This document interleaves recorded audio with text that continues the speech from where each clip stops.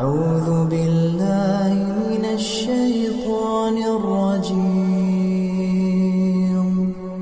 بسم الله الرحمن الرحيم.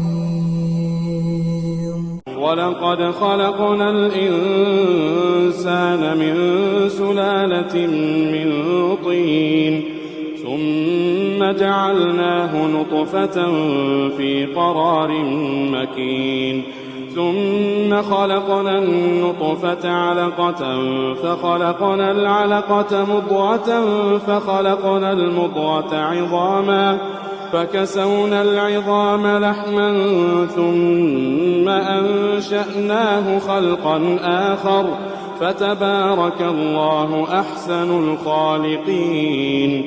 ثم إنكم بعد ذلك لميتون ثم إنكم يوم القيامة تبعثون.